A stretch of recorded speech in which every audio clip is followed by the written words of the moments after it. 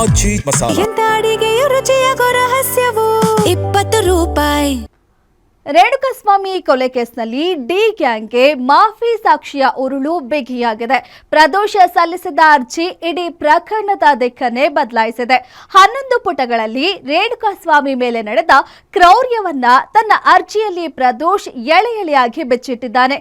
ಇತ್ತ ಮಾಫಿ ಸಾಕ್ಷಿ ಪ್ರಕ್ರಿಯೆಯ ಆದೇಶ ನಾಳೆಗೆ ಕಾಯ್ದಿರಿಸಲಾಗಿದೆ. ಈ ಕುರಿತ ಕಂಪ್ಲೀಟ್ ಸ್ಟೋರಿ ಇಲ್ಲಿದೆ. ಜೈಲಿನಲ್ಲಿರೋ ದರ್ಶನ್ಗೆ ಮಾಫಿ ಸಂಕಷ್ಟ ಫಿಕ್ಸ್. ರೇಣುಕಾಸ್ವಾಮಿ ಮೇಲೆ ನಡೆದ ಕ್ರೌರ್ಯ ಬಿಚ್ಚಿಟ್ಟ ಪ್ರದೋಷ್.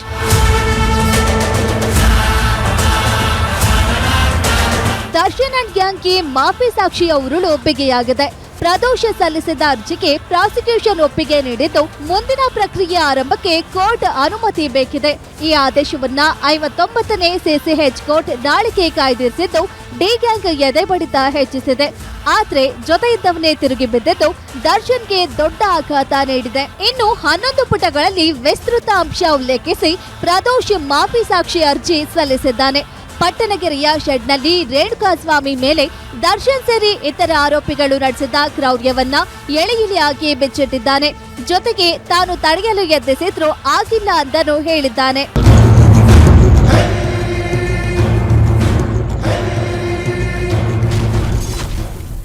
ಪ್ರದೋಷ್ ಅರ್ಜಿಯಲ್ಲಿ ಏನಿದೆ? ರೇಣುಕಾಸ್ವಾಮಿ ಮೇಲೆ ಹಲ್ಲೆ ಮಾಡಿದ ಘಟನಾ ಸ್ಥಳದಲ್ಲಿ ನಾನು ಇದ್ದೆ. ರೇಣುಕಾಸ್ವಾಮಿ ಮೇಲಿನ ಹಲ್ಲೆಯನ್ನ ತಡೆಯಲು ತುಂಬಾ ಪ್ರಯತ್ನ ಪಟ್ಟಿದ್ದೆ. ದರ್ಶನ್ ತನಗೆ ಬೆದರಿಕೆ ಹಾಕಿದ್ದರಿಂದ ತಾನು ಅಸಹಾಯಕನಾಗಿ ನಿಂತಿದ್ದೆ. ರೇಣುಕಾಸ್ವಾಮಿ ಪವಿತ್ರ ಗೌಡಗೆ ಅಶ್ಲೀಲ ಸಂದೇಶ ಫೋಟೋ ಕಳುಹಿಸಿದ್ದ ವಿಷಯ ತಿಳಿದು ದರ್ಶನ್ ಸಿಕ್ಕಾಪಟ್ಟೆ ಕೋಪಗೊಂಡಿದ್ರು. ಪಟ್ಟಣಗೆರೆ ಶೆಡ್ನಲ್ಲಿ ದರ್ಶನ್ ರೇಣುಕಾಸ್ವಾಮಿಗೆ ಕೆಟ್ಟ ಮಾತುಗಳಿಂದ ಬೈದು ಹೊಡೆದಿದ್ರು. ಪವಿತ್ರ ಗೌಡ ಕೈಯಲ್ಲಿ ಚಪ್ಪಲಿಯಿಂದ ಹೊಡೆಸಿದ್ದೆ ದರ್ಶನ್. ಇದಾದ ಬಳಿಕ ನಂದೀಶ್, ಪವನ್, ನಾಗರಾಜ್ ಮೂವರು ಸೇರಿ ನೈಲಾನ್ ಹಗ್ಗ ಹಾಗೂ ಮರದ ಕಟ್ಟಿಗೆಗಳಿಂದ ಹಲ್ಲೆ ಮಾಡಿದ್ರು. ದರ್ಶನ್ ಕೂಡ ನೈಲಾನ್ ಹಗ್ಗದಿಂದ 3-4 ಬಾರಿ ಹೊಡೆದಿದ್ದ. ದರ್ಶನ್ ರೇಣುಕಾಸ್ವಾಮಿಯ ಕತ್ತಿನ ಭಾಗ ಹಾಗೂ ಎದೆಗೆ ಕಾಲಿನಿಂದ ಒದ್ದಾಗ ತಡೆದಿದ್ರಂತೆ ಪ್ರದೋಷ್. ಆ ಬಳಿಕ ದರ್ಶನನ್ನ ಪಕ್ಕಕ್ಕೆ ಕರೆದೊಯ್ದಿದ್ದಾಗಿ ಅರ್ಜಿಯಲ್ಲಿ ಉಲ್ಲೇಖ. ರೇಣುಕಾಸ್ವಾಮಿ ಮೃತಪಟ್ಟ ಮಾಹಿತಿ ತಿಳಿಸಿದ್ದಾಗ ದರ್ಶನ್ ಶಾಕ್ ಆಗಿದ್ರು.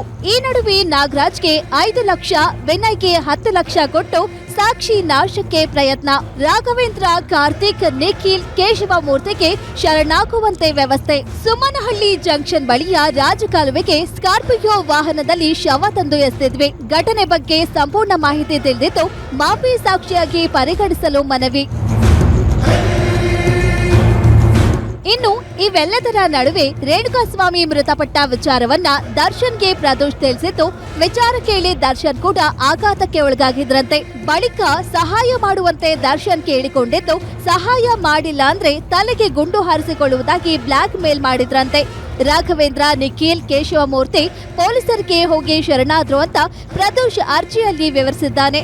ನನ್ನ ಕ್ಷಮಿಸಿ, ಸಾಕ್ಷಿಯಾಗಿ ಪರಿಗಣಿಸಿ ಅಂತ ಕೇಳಿಕೊಂಡಿದ್ದಾನೆ.